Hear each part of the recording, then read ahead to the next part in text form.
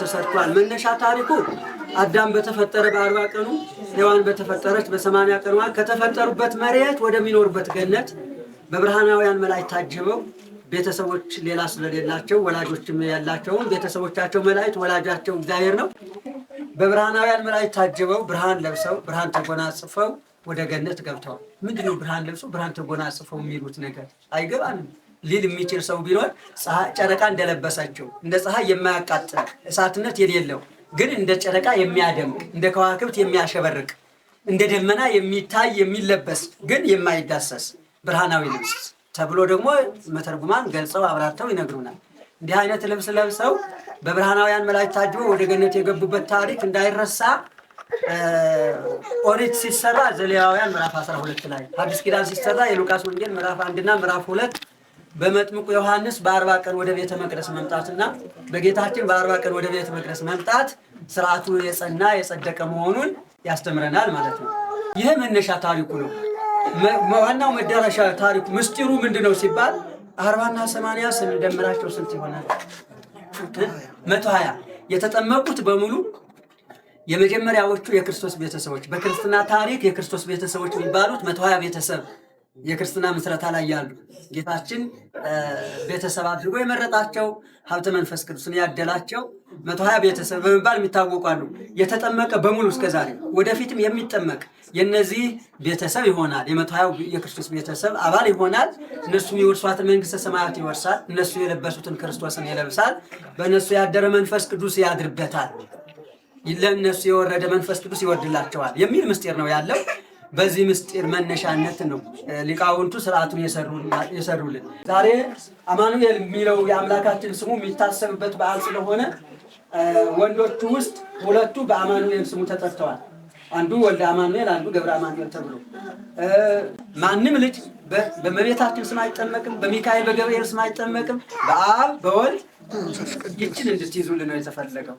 ታዲያ በአብ በወልድ በመንፈስ ቅዱስ ስም ከተጠመቀ እዚህ ወልደ አማኑኤል ኪዳነ ማርያም አስካለ ማርያም ወልደ ትንሣኤ ፍቅርተ ኪዳን ለምን ተባለ በዚህ ካልተጠመቀ የሚል ቢኖር ይሄ ለቅዱሳንም ለእመቤታችንም ለራሱ ለባለቤቱም መታሰቢያ ሆኖ በግላቸው የሚጠሩበት ነው። የሚጠሩበት በግላቸው እና ይሄኛው ስም ከመደበኛው ዓለማዊ ከሚባለው ስም የሚለይበት ወደ 4 ነጥቦች አሉ። የመጀመሪያው የበረከት መቀበያ ነው። እግዚአብሔር አብርሃምንም ሲባርከው ይስሐቅንም ሲባርከው ያዕቆብንም ሲባርከው ራሱ ስም ሰጥቶ ነው። ስምህንም አከብረዋለሁ ከዛሬ ጀምሮ አብርሃም ትባላለህ፣ ልጅህም ይስሐቅ ይባላል።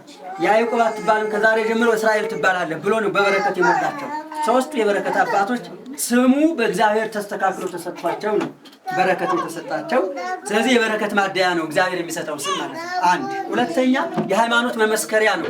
ኪዳነ ማርያም፣ ወልደ ትንሣኤ፣ አስራተ ኪዳን ትምህርት ቤት ውስጥ ካሉት አብዱል ቃድር፣ አብዱል መጂድ፣ አብዱል ፈታህ ጋር ሲጠሩ በስማቸው ብቻ ሃይማኖታቸውን ማወቅ ይቻላል አይቻልም? በምኑ ብቻ? ስለዚህ ስም ራሱ ሃይማኖት መመስከሪያ መሆን ይችላል ማለት ነው። ነጠላ ብቻ አይደለም፣ ማይተር ብቻ አይደለም፣ ስምም የሃይማኖት ምስክርነት ይሰጣል። ለዚህም ቃል ኪዳን ተገብቷል። በሰው ፊት ለሚመሰክርልኝ በመላእክት ፊት እመሰክርለታለሁ፣ በሰው ፊት ለሚያፍርብኝ ደግሞ እኔም በመላእክት ፊት አፍርበታለሁ የሚል ቃል ኪዳን ስላለ የወንጌሉ ቃል ኪዳን ለነሱ በረከታቸው መጠበቂያቸው ይሆናል። በዚህ ብቻ አይደለም፣ ሃይማኖት መመስከሪያ ብቻ አይደለም፣ በረከት መቀበያ ብቻ አይደለም፣ በቃል ኪዳን በእመቤታችንም በወዳጆቹ ቅዱሳንም ቃል ኪዳን በራሱም በእግዚአብሔር ቃል ኪዳን ይጠበቁበታል። መንግስተ ሰማያት ያለችው በሰማይ ነው፣ መግቢያ በሯ በምድር ነው። መግቢያ በሯ ጥምቀት ነው፣ መግቢያ በሯ ሃይማኖት ነው። ይሄ የወንጌል ትምህርት ነው። በዚህ መሰረት ወደ እግዚአብሔር መንግስት የሚገቡበት ልጅነት አግኝተው በልጅነት ከብረው የመንግስቱ ወራሽ የስሙ ቀዳሽ የሚሆንበት ስርዓት ነው፣ ምስጢር ነው። የመንፈሳዊ እድገታችን ሰንሰለት ያለበት አቅጣጫ የሚያሳይ የሐዋርያው ትምህርት በዚህ ይሰጥባታል። ስለዚህ በዚች ትንሽ ማይተብ ትልቁን ክርስትና ለልጆቻችሁ ታስተምሩልናላችሁ። ምንድነው ጠቀሜታዋ ከተባለ አንደኛ የአብ የወልድ የመንፈስ ቅዱስ ልጅ የመሆን ምልክት ነው። ሁለተኛ ደግሞ ሃይማኖት፣ ተስፋ፣ ፍቅር በክርስትና ወሳኝ የእድገት ሰንሰለቶች ብቻ ሳይሆኑ ከእግዚአብሔር ጋር መገናኛ ሰንሰለቶች ናቸው። ሰው እጁ ተቆርጦ በሌላ አካል ድጋፍ እየተደረገለት በህይወት መቀጠል ይችላል አይችልም? እግሩ ተቆርጦስ፣ አይኑ ጠፍቶስ፣ ጆሮው ተቆርጦስ፣ አንገቱ ተቆርጦስ አይችልም? ከክርስቶስ አንድነት ተቆርጦ ማለት በሃይማኖት ተለይቶ በክህደት ምክንያት ተለይቶ ከክርስቶስ አንድነት ወጥቶ የህይወት ባለቤት የዘላለም ህይወት ማለት የምድርና ማንም እንስሳ ይኖራል የዘላለም ህይወት ባለቤት መሆን የሚችል የለም። ስለዚህ በሃይማኖት ለሚመጣብህ ፈተና አንገትህን ትሰጣለህ የሚል መልእክት አለ። ወሳኝ መልእክት ነው። እንግዲህ እነዚህን የመሳሰሉ ትምህርቶች ልጆቻችሁን እንድታስተምሩልን ለወላጆች ኃላፊነት ማካፈል ግዴታችን ስለሆነ ነው ቆዩ ያልናችሁ። መጨረሻ ቁርባን ነው ዛሬ የሚጀመረው። ከዚህ በኋላ በየሳምንቱ በሚቀርባችሁ ቤተክርስቲያን እያቆረባችሁ ትቀጥላላችሁ። የሚቋረጥ ቁርባን፣ የሚቋረጥ ማዕተብ፣ የሚቋረጥ ክርስትና፣ የሚቋረጥ ሃይማኖት ቤተክርስቲያን አልሰጠችም። ያቋረጣችሁ ወላጆች ከልጆቻችሁ ጋር አብራችሁ ትቆርባላችሁ። ንስሐ መግባት ይቻላል። ላበደልነው በደል ላጠፋነው ጥፋት እግዚአብሔርን ይቅርታ መጠየቅ እንጂ ሌላ አማራጭ የለንም። የትናንትናዋን ቀን ተመልሰን ላስተካክልሽ ማለት አንችልም። ለነገ ግን መስተካከል እንችላለን። ካለፈው ጥፋታችን ትምህርት መውሰድ እንችላለን። ጥፋታችንን አምነን ይቅርታ መጠየቅ እንችላለን። ሌላ ማድረግ ምንችለው ምንም አይነት እድል የለም።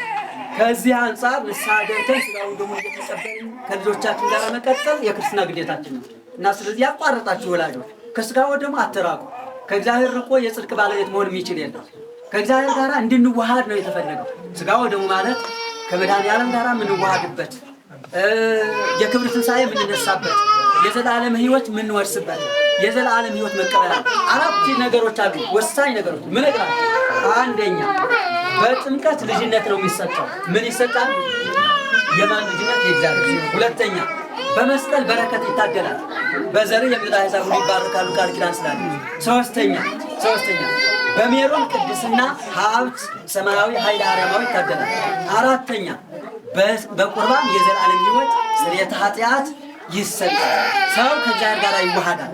ከእግዚአብሔር ጋር የተዋሃደ ሰው እግዚአብሔር ሕያው እንደሆነ በባህሪው ከእግዚአብሔር ሕያውነት የተነሳ ሕያው ሆኖ የሚኖርበት ትንሣኤን ይነሳል። ዛሬ ትንሣኤ ነው የሚሰበከው። የክብር ትንሣኤ ለመነሳት ከመድኃኔዓለም ጋር መዋሃድ ለድርድር የሚቀርብ አይደለም።